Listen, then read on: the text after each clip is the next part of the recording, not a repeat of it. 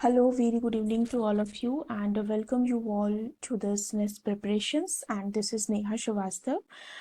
Yesterday, we have completed the part one of sexual reproduction in flowering plants. तो हमने कल sexual reproduction in flowering plants का part one complete किया था, जिसमें हमने कंप्लीट किया था एंड्रोशियम तक। ओके, एंड्रोशियम तक हमने इसमें कंप्लीट किया था, जिसमें एंथर, फिलामेंट और स्टेमन ये सब हमने कंप्लीट कर लिया था। मेल रिप्रोडक्टिव पार्ट ऑर्गन हमने पूरा कंप्लीट कर लिया था। आज हम पढ़ने वाले हैं फीमेल रिप्रोडक्टिव ऑर्गन या पार्ट के बारे में, जिसको हम बोलते हैं गाइनीशियम। ठीक है, गाइनोशियम। गाइनोशियम को हिंदी में बोलते हैं जायांग। इसको क्या कहते हैं? जायांग। गाइनोशियम क्या है? फीमेल रिप्रोडक्टिव ऑर्गन है गाइनोशियम। ठीक है, ये फीमेल रिप्रोडक्टिव ऑर्गन है गाइनोशियम। ये गाइनोशियम है। गाइनोशियम की जो यूनिट होती है वो होती है पिस्टल या कार्पल।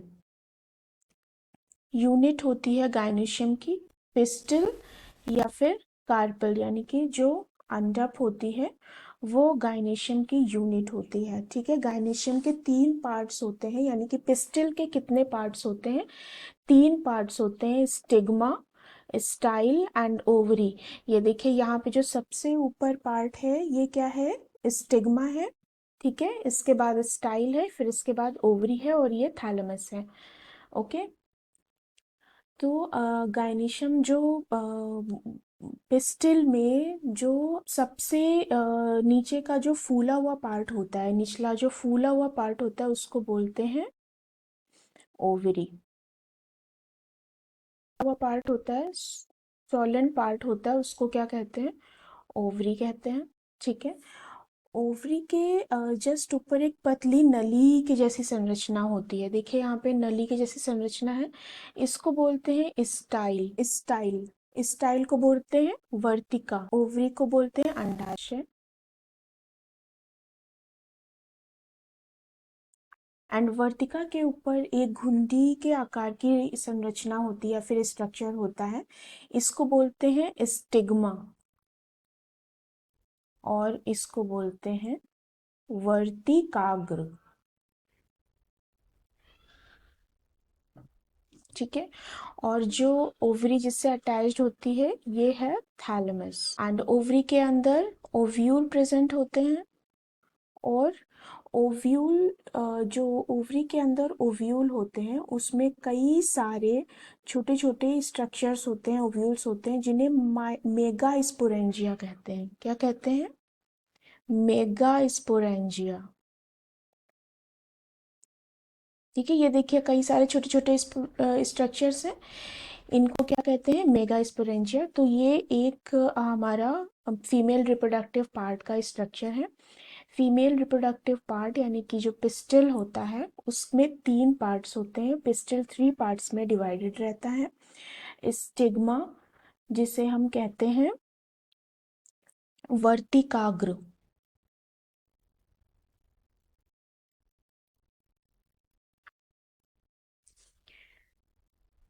सेकेंड है हमारा स्टाइल, जिसे कहते हैं वर्तिका। एंड थर्ड है ओवरी,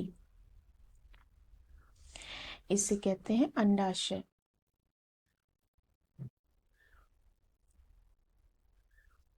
तो गाइनीशियम में कई सारे पिस्टल्स होते हैं, तो ऐसा गाइनीशियम क्या कहलाता है? Multicarpellary gynoecium. क्या कहलाता है? Multicarpellary. ठीक है, तो मल्टी कार्पिलरी गाइनीशियम क्या होता है? मल्टी कार्पिलरी, जब गाइनीशियम में कई सारे पिस्टल्स हों, कई सारे पिस्टल या कार्पल हो, किसमें? गाइनेशियम में। यानी कि जब जायांग में कई सारे पिस्टल या कार्पल हो, इस तरह के कई सारे स्ट्रक्चर्स हो, तो उस टाइप के गाइनेशियम को बोलते हैं मल्टी कार्पिलरी गाइनेशियम। और जब गाइनेशियम में सिर्फ एक पिस्टिल या कार्पल हो, ठीक है, तो उस टाइप के गाइनेशियम का को क्या बोलते हैं? Monocarpellary gynoecium. मोनोकार्पेलरी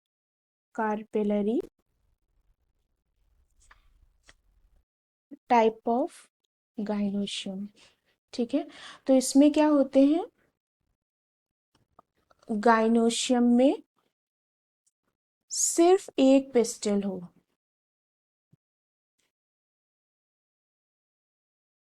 या कार्पल, एक ही चीज बोलते हैं, कार्पल ले लेते हैं। अगर गाइनीशियम में सिर्फ एक कार्पल प्रेजेंट हो तो मोनोकार्पेलरी टाइप ऑफ गाइनीशियम होगा, और अगर गाइनीशियम में एक से ज्यादा पिस्टल प्रेजेंट हो तो सिंगल, अगर बहुत सारे पिस्टल प्रेजेंट हो तो मल्टी कार्पिलरी गाइनीशियम। ओके, तो जो मल्टी का मतलब है बहुत सारे, यानी कि बहुत सारे पिस्टल, और मोनो का मतलब है सिंगल, तो यहाँ से हम याद रख सकते हैं। ठीक है, मेगा स्पोरोजेनेसिस।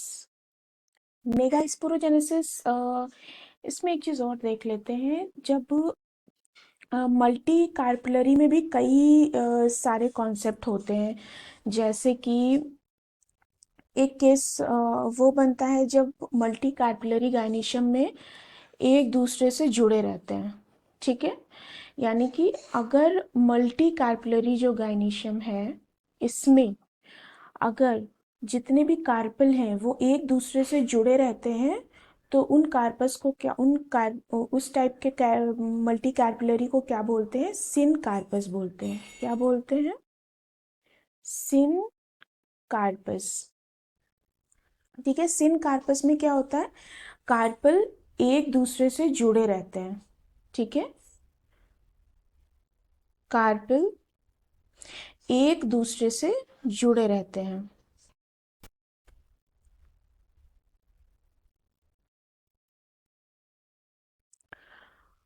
और जब कई सारे कार्पल एक दूसरे से जुड़े नहीं होंगे, फ्री होंगे, ठीक है, यानी कि नॉन फ्यूज्ड होंगे, तो उस टाइप की मल्टी कार्पिलरी को बोलते हैं एपोकार्पस।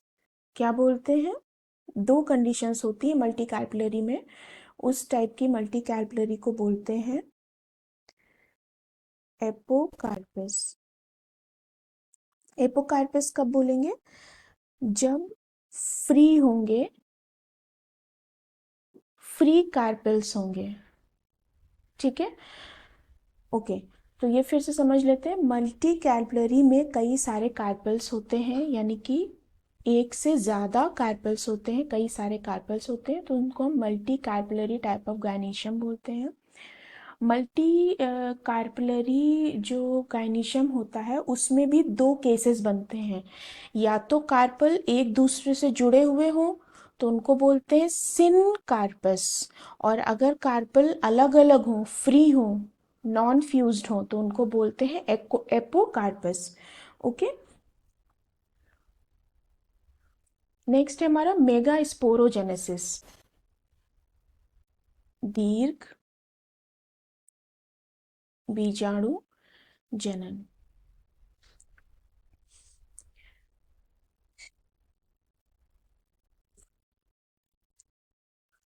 दीर्घ बीजाणु जनन मतलब जो मेगा स्पोर का बनना, मेगा स्पोर का बनना, यानी कि formation of mega spore. Mega spore दीर्घ बीजाणु, ऐसी प्रोसेस जिससे मेगा स्पोर बनते हैं, मेगा स्पोर जेनेसिस कहलाता है। ठीक है, तो मेगा स्पोरोजेनेसिस, दीर्घ बीजाणु जनन, ये टू वर्ड से मिलकर के बना हुआ है। मेगा स्पोर यानी कि दीर्घ बीजाणु, और जनन का मतलब, जेनेसिस का मतलब जनन या फिर बनना, फॉर्मेशन। ठीक है। तो इसमें क्या होता है, जो ओवरी होती है, अंडाशय होती है, उसमें बहुत छोटी छोटी सी रचनाएं होती हैं। जैसे कि हमने पहली वाली स्लाइड में देखा था, इसमें ओवरी है ये, ठीक है, ये ओवरी है। इसमें ओवरी में अंदर बहुत ही छोटी छोटी रचनाएं होती हैं। इनको क्या बोलते हैं, ओव्यूल्स बोलते हैं या मेगा स्पोरेंजिया बोलते हैं। ये जो रचनाएं हैं इनको बोलते हैं मेगा स्पोरेंजिया, ठीक है। तो मेगा स्पोरेंजिया कहाँ पाई जाती है? जो मेगा स्पोरेंजिया है ये पाई जाती है ओवरी में, अंडाशय में, अंडाशय यानी कि ओवरी में बहुत ही छोटी छोटी गोलाकार रचनाएं होती हैं। कैसी? गोलाकार रचनाएं होती हैं, स्फेरिकल स्ट्रक्चर्स होते हैं। इनको क्या बोलते हैं? ओव्यूल्स बोलते हैं, बीजांड बोलते हैं, ठीक है। इसी को बोलते हैं मेगा स्पोरेंजिया, ठीक है। तो मेगा स्पोरोजेनेसिस का मतलब होता है मेगा स्पोर फॉर्मेशन। क्या होता है इसका मतलब?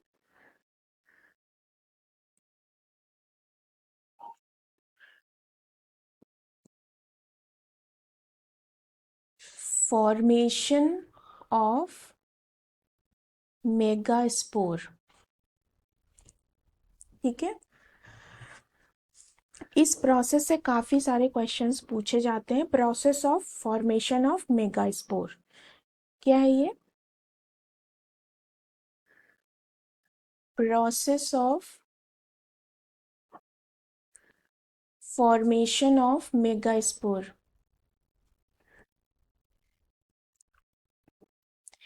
ये मेगा स्पोर फॉर्मेशन की प्रोसेस है, mega sporangia, mega sporogenesis, sorry. तो मेगा स्पोर बनते हैं मेगा स्पोर मदर सेल से। किससे बनते हैं? मेगा स्पोर मदर सेल से,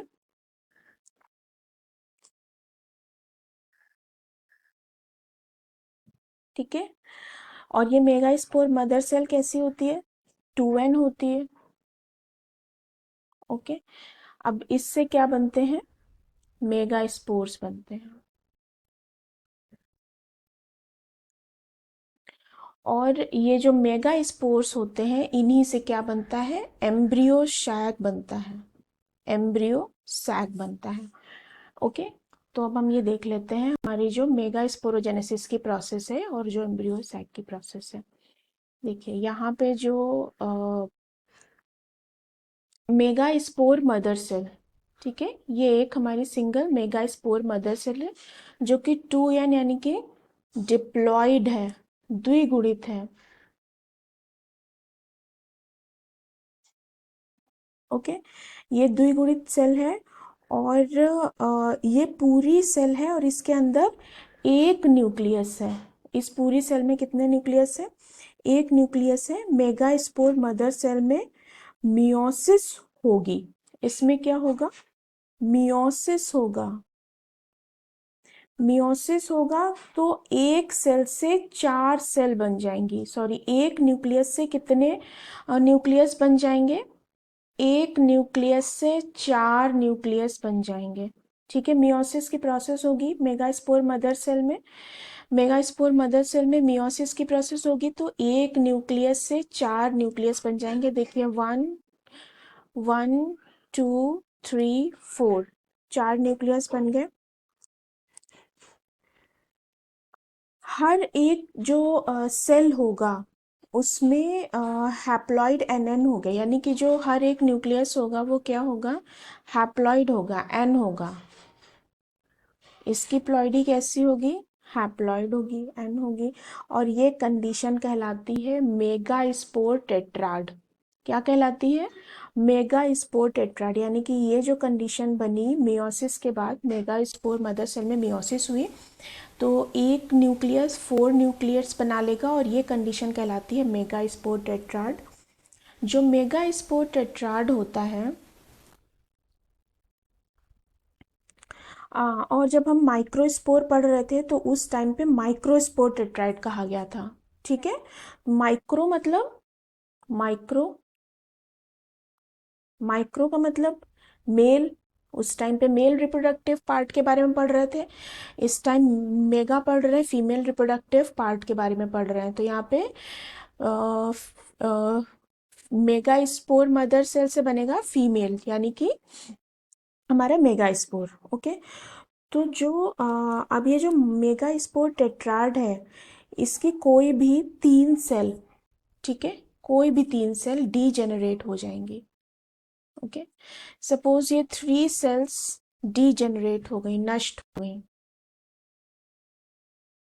ये 3 सेल्स क्या हो गई, डीजेनरेट हो जाएंगी।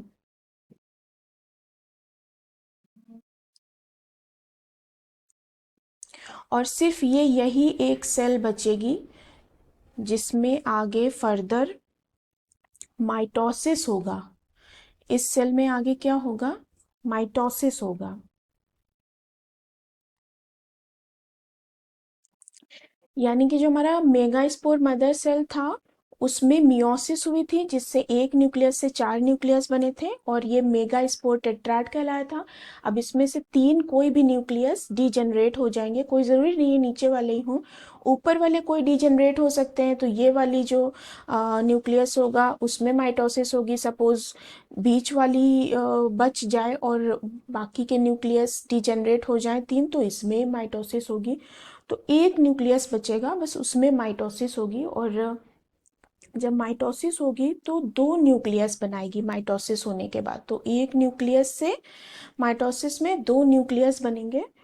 और इसमें ये जो न्यूक्लियस बनेंगे इस सेल में, तो ये सेल मतलब इस सेल में जो न्यूक्लियस बनेंगे वो डेवलप होगी। और बाकी की मतलब इसमें जो बाकी की सेल्स होंगी वो डीजेनरेट हो जाएंगी, सिर्फ ये डेवलप होगी, इसी में माइटोसिस होगी, इसमें 2 न्यूक्लियस बन जाएंगे। तो न्यूक्लियस डिवाइड होकर के 2 न्यूक्लियस बना लेगा और इसमें फिर से माइटोसिस होगी। ठीक है, इसमें फिर से माइटोसिस की प्रोसेस होगी। और अब ये 2 न्यूक्लियस से 4 न्यूक्लियस का फॉर्मेशन करेगी। ठीक है, इसमें जो 2 न्यूक्लियस थे ये आपस में डिवाइड होकर के 4 न्यूक्लियस बना लेंगे एक ही सेल में। इसके बाद इसमें फिर से माइटोसिस होगी और ऊपर के 2 न्यूक्लियस 2 और न्यूक्लियस बना लेंगे, यानी कि टोटल 4 ऊपर के न्यूक्लियस बन जाएंगे और नीचे के 4 न्यूक्लियस बन जाएंगे। तो 4 न्यूक्लियस मिलकर के 8 न्यूक्लियस का फॉर्मेशन कर लेंगे। ठीक है, ये माइटोसिस की प्रोसेस इसमें फिर से होगी। अब ये सेल में 8 न्यूक्लियस बन जाते हैं। इसमें कितने न्यूक्लियस बन जाते हैं, 8 न्यूक्लियस बन जाते हैं इस सेल में। ठीक है, और ये अब ये 8 न्यूक्लियस वाला मेगा स्पोर, 8 न्यूक्लियस वाला ये जो मेगा स्पोर है, ये क्या करेगा, ये डेवलपमेंट के बाद ये क्या कहलाता है, एम्ब्रियो सैक कहलाता है। डेवलप करेगा, आफ्टर डेवलपमेंट ये क्या कहलाएगा, एम्ब्रियो सैक कहलाएगा। जिसमें एम्ब्रियो सैक में यहाँ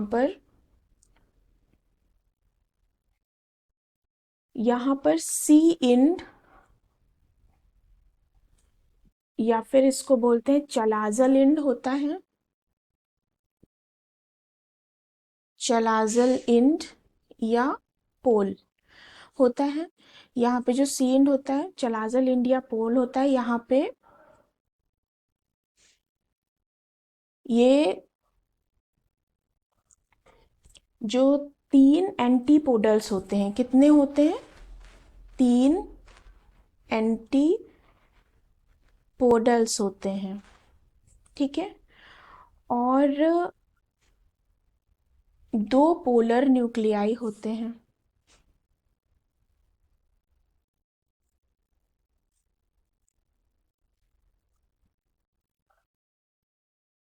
2 पोलर न्यूक्लियाई होते हैं। और जो दूसरा इंड होता है इसको बोलते हैं एम इंड, और एम इंड में दो सिनर्जिड सेल्स होती हैं और एक होती है एग सेल, और छोटे छोटे से फिलीफॉर्म एपरेटस होते हैं। ठीक है।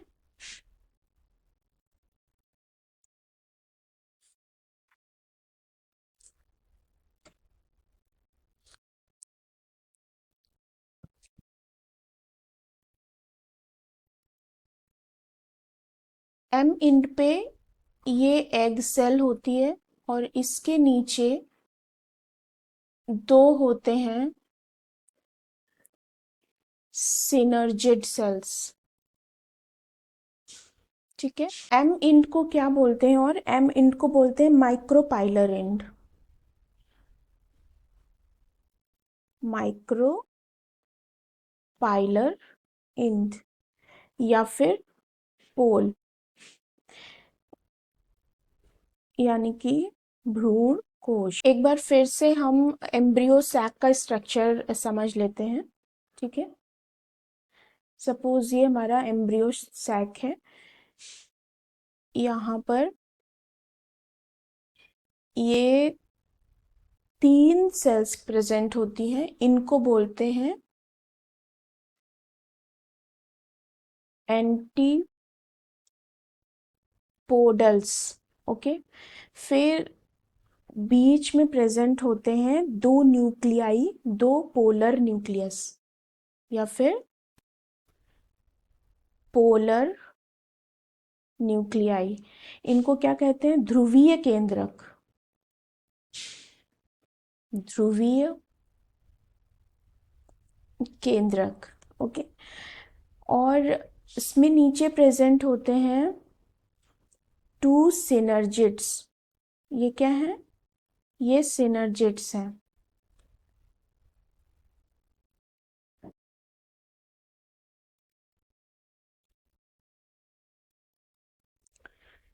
यानी कि इनको कहते हैं सहायक कोशिकाएं। ओके। एंड सिनर्जिड के ऊपर एग सेल प्रेजेंट होती है, एग सेल। और ये वाला जो इंड होता है जहाँ पे एंटीपोडल्स प्रेजेंट होते हैं, इसको बोलते हैं सी इंड, यानी कि चलाजल इंड या पोल।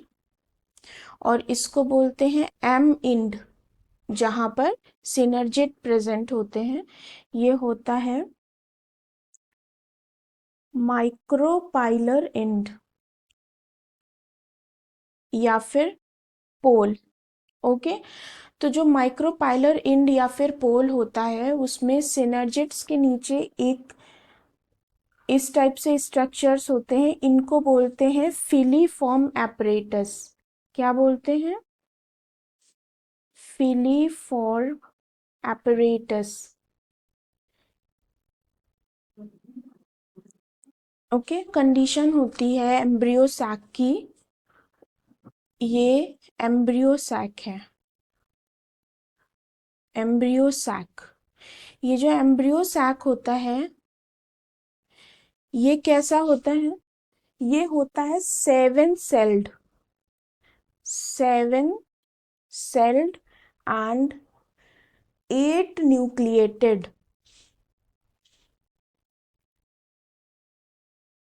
ठीक है।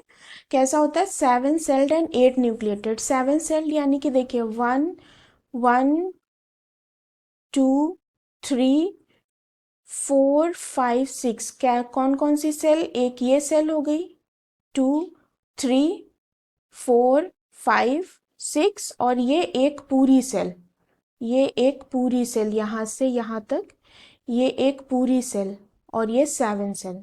ठीक है।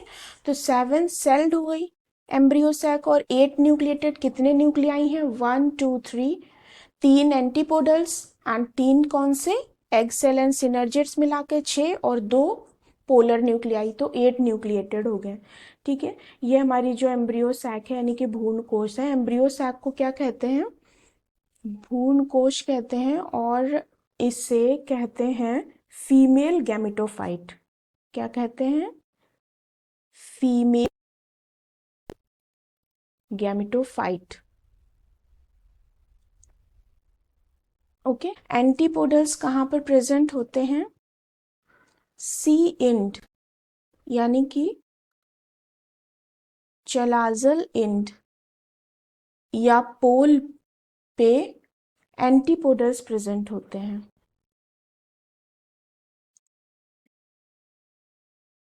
ठीक है, ये इंपॉर्टेंट है। कोई ज़रूरी नहीं है कि चलाजल इंड अपर साइड में ही हो। ठीक है, कोई ज़रूरी नहीं है कि चलाजल इंड अपर साइड में हो, लोअर साइड में भी हो सकता है। अगर यहाँ पर चलाजल इंड होगा तो एंटीपोडल्स यहाँ पर प्रेजेंट होंगे। ठीक है, जहाँ पर चलाजल इंड होगा वहाँ पर ही एंटीपोडल्स प्रेजेंट होंगे। ओके। और जहाँ पर एम इंड होगा या फिर माइक्रोपाइलर इंड होगा, एम इंड या फिर माइक्रोपाइलर इंड जहाँ पर होगा वहाँ पर क्या प्रेजेंट होंगे? वहाँ पर फिलीफॉर्म एपरेटस प्रेजेंट होंगे। फिलीफॉर्म। दूसरा इसका कॉन्सेप्ट है कि जो सेंट्रल सेल होती है उसमें कितने न्यूक्लियस होते हैं? सेंट्रल सेल में कितने न्यूक्लियस होते हैं? ठीक है, तो सेंट्रल सेल यानी कि हमारी, देखिए ये पूरा हमारा क्या है? ये पूरा हमारा एम्ब्रियो सैक है। ठीक है, तो ये जो हमारी सेल हो गई, ये तीन सेल्स, ये एंटीपोडल्स हो गई और ये एग सेल और सिनर्जिड हो गया। जो ये सेंट्रल सेल है इसमें क्या है? सिर्फ दो पोलर न्यूक्लियाई हैं।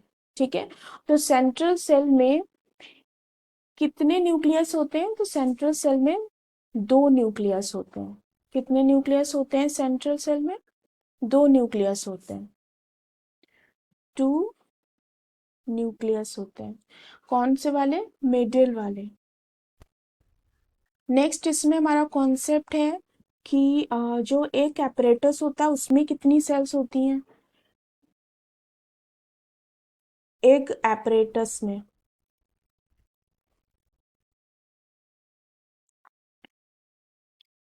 कितनी सेल्स होती हैं? तो जो एक एपरेटस होता है उसमें तीन सेल्स होती हैं, टोटल थ्री सेल्स होती हैं। वन तो हमारी होती एग सेल और टू कौन सी? सिनर्जिड्स। ओके। एग एपरेटस का मतलब है वन एग सेल और टू सिनर्जिड। जो हमारा एम्ब्रियो सैक था उसमें यहाँ पर एम इंड पे टू सिनर्जिड्स थी, यहाँ पे ये फिलीफॉर्म एपरेटस थे, यहाँ पर ये फिलीफॉर्म एपरेटस था और यहाँ पर ये एक एग सेल थी। ठीक है, तो ये तीनों मिला करके, ये एग सेल और ये टू सिनर्जिड्स, ये तीनों मिला करके क्या कहलाता है? Egg apparatus. ओके। अच्छा, एक और कॉन्सेप्ट इसमें से पूछा जाता है क्वेश्चन के तौर पे, वो ये होता है कि ये जो एम्ब्रियो सैक होता है, एम्ब्रियो सैक को हम सेवन सेल्ड कहते हैं। तीन ऊपर की सेल्स होती हैं जो कि एंटीपोडल्स होती हैं। ठीक है, क्या कहते हैं एम्ब्रियो सैक को?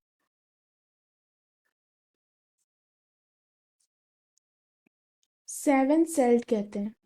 ठीक है, सेवन सेल्ड में यानी कि ये तीन हमारी ये सेल्स हो गई, कौन सी वाली? एक एग और एक सिनर, दो सिनर्जिड्स हो गई।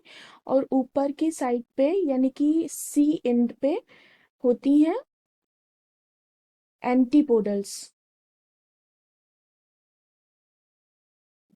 ठीक है, तो ये तीन ये एंटीपोडल्स और तीन ये एग एपरेटस वाली और एक ये पूरी ये जो सिंगल है।